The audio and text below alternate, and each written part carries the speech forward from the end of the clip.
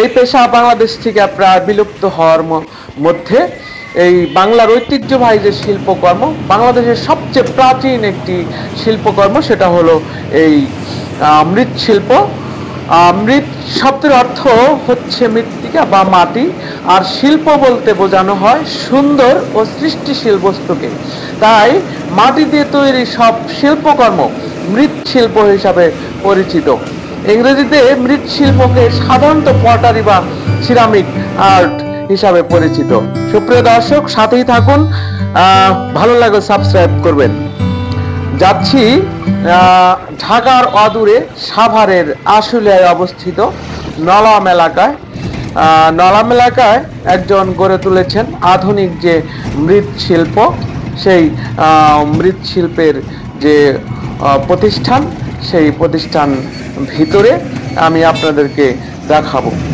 সাভার এই আশুলিয়ার নলাম এলাকা, যেটা ঘোড়াপীর মাজার থেকে আমি অটোতে উঠেছি। অটোতে কিছু দূর সামনেই গণবিশ্ববিদ্যালয় পার হয়ে, গণবিশ্ববিদ্যালয়ের পাশ দিয়ে পূর্ব দিকে রাস্তা, এখানেই দেখতে পাচ্ছেন এই যে গেটটা, এটাই হলো মৃৎ শিল্প, যেটা মাড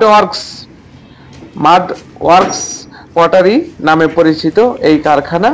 আমি এই কারখানাতে এসেছি এবং দেখানোর চেষ্টা করছি। এখানে একটি চুলা নির্মাণ করা হয়েছে, অনেক বড় একটা চুলা। এটা নতুন করে তৈরি করা হয়েছে। এখানে এই চুলাতে এই যে পটগুলো আছে, পাত্রগুলো আছে, এগুলো পোড়ানো হয়, পুড়িয়ে এগুলা কালার করা হয় এবং শক্ত করা হয়। তো আমি আপনাকে দেখানোর চেষ্টা করছি। দেখুন, ভিতরে আগুন জ্বলছে। আগুন জ্বলছে মানে এটাকে পুড়িয়ে শক্ত করা হচ্ছে, কারণ নতুন একটা চুলা তৈরি করা হয়েছে। এই চুলাটাকে গরম করা হচ্ছে, হিট দেওয়া হচ্ছে, হিট দিয়ে এটাকে গরম করা হবে। দেখতে পাচ্ছেন এখানে অনেকগুলো তৈরি করা আছে মাটির পট। এখানে কাজ চলছে।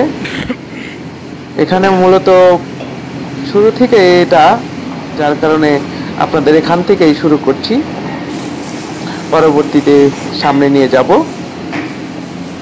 এটা কি করা হচ্ছে? এটা হ্যাঁ, কাটিং, মানে কোথাও এবড়ো থেবড়ো থাকলে এটাকে ঠিক করা হচ্ছে, ফিনিশিং। আচ্ছা আচ্ছা, মূলত মাটির কাজ এখানে নয়। এরপরে কি কালারিং করতে হবে? আচ্ছা আচ্ছা, এরপরে রং করতে হবে। মূলত যেখান থেকে এই পাত্রগুলো তৈরি করা হয়, আমি সেই জায়গাটিতে নিয়ে যাচ্ছি, আমার সাথেই থাকুন। এগুলো হলো মোল থেকে এগুলো তৈরি করা হয়েছে, মানে কাঁচা মাটি দিয়ে এগুলো বাতাসে শুকানোর জন্য রাখা হয়েছে। বাতাসে শুকিয়ে গেলে এগুলো এই মোল থেকে পাত্রগুলো বের করা হবে। কোথায় বানানো হচ্ছে আমি আপনাদেরকে নিয়ে যাচ্ছি, আপনারা আমার সাথেই থাকুন। আমি এই দেখতে পাচ্ছেন এখানে এই যে মাটি দেওয়া হচ্ছে, মাটি থেকে তৈরি করা হচ্ছে এই পটগুলো, মাটির পাত্রগুলো কিভাবে তৈরি করা হয় দেখতে থাকুন। আমি এই দাঁড়িয়ে আছি, আপনাদেরকে দেখাচ্ছি।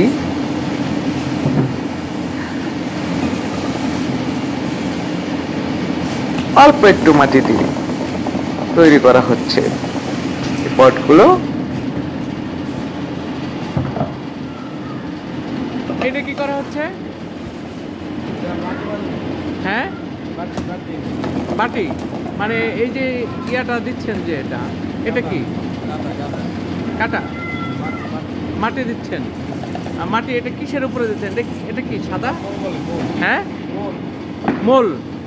ও আচ্ছা, ওই এতটুকু মাটি দিয়ে এই মোলের উপরে দেওয়া হচ্ছে। পরবর্তীতে মোলটা খুলে ফেলতে হবে, না?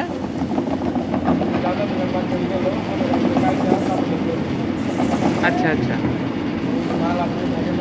আচ্ছা, আচ্ছা আচ্ছা, মানে এই অল্প মাটিতেই একটা পাতিল হয়ে যাচ্ছে। হ্যাঁ,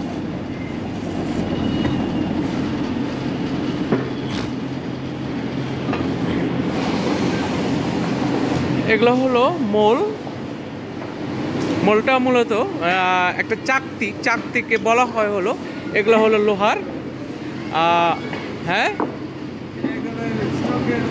আচ্ছা আচ্ছা, এই মোলগুলো হলো এই পাতিল, যে এই পট বানানোর যে মূল জিনিস সেটা হলো এই মোল।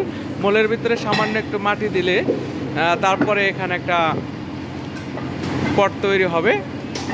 তারপরে এই পটটা সেই ফিনিশিংয়ে যাবে, শুকাবে, এরপরে কালারিং হবে। দেখতে পাচ্ছেন এভাবেই হচ্ছে। এখানে এই যে মাটি আছে, এখান থেকে এই মাটি থেকেই তৈরি হয় এগুলো। থরে থরে সাজানো আছে এই পটের। এখানে মাটি যে ফিনিশিং করা হয়, এই যে ফিনিশিং করা মাটি, এই মাটিটা এখানে ফিনিশ করা হয়।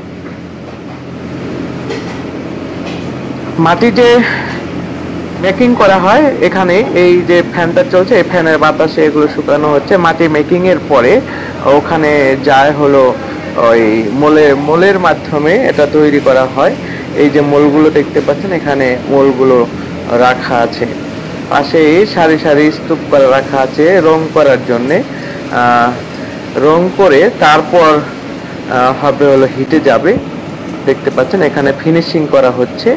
এবড়ো থেবড়ো কোথাও থাকলে এগুলো কে সঠিকভাবে ফিনিশিং করা হচ্ছে। ফিনিশিং এর পরে এই রঙের জন্য দেখা যাচ্ছে এই যে রং করবে, রঙের বাতি দেখতে পেলাম এখানে, যে শুকানোর পরে ফিনিশিং হবে। ফিনিশিং এর পরে হলো রঙের কাজ। এখানে শত শত পট, কাঁচা পট রাখা আছে। এখন এই যে এখানে রং করা হচ্ছে। এই রং করার পর তারপরে হিটে যাবে। হিটে মানে আগুনে পোড়ানো হবে।